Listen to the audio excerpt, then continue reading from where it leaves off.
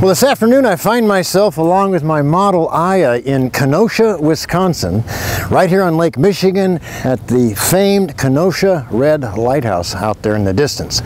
And normally this place would be packed with summer beachgoers, but even though it's the month of June, this is Wisconsin after all, it's a balmy 59 degrees out here.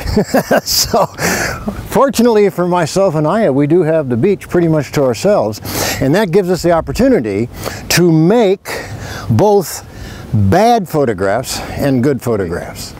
Hi, I'm Brian Peterson, and I'm the author of Understanding Exposure and the new edition of Learning to See Creatively.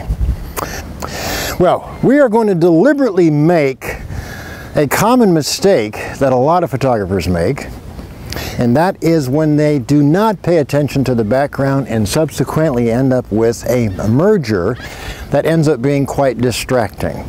The human eye has a really strong interest in order, as well as the brain, of course. When things are out of order, things get somewhat chaotic and we feel the stress. In this particular case, everything is looking very orderly in front of us. It's a pretty simple portrait we're about to shoot of Aya. She's resting comfortably on this little fence, and then along with that we've got beautiful blue sky, the lighthouse to give it a sense of place in the background, and some complimentary blue water from the Lake Michigan itself. So how do we mess it up? It's real easy, real easy. In fact, I used to do this all the time in my earlier days, and I'm sure you still do it now if you're a beginning shooter.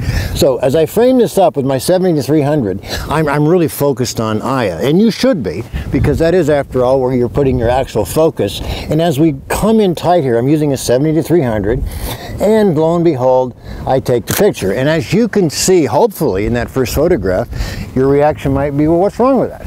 Yet to the trained eye, notice just off to the right side of her face, we have a smaller lighthouse, the white and red striped lighthouse next to the larger red lighthouse.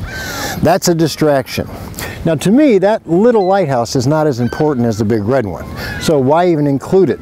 So notice what happens. Simply by cleaning it up, what do I do more often than not? You clean up with your feet. You simply move just a little bit to the left. In this case, that's all I'm going to do. Come in tight, big smile, and here we go. Take a look at that photograph. Look at those two side by side, and it becomes readily apparent that in the absence of that much smaller lighthouse, we have a much cleaner composition.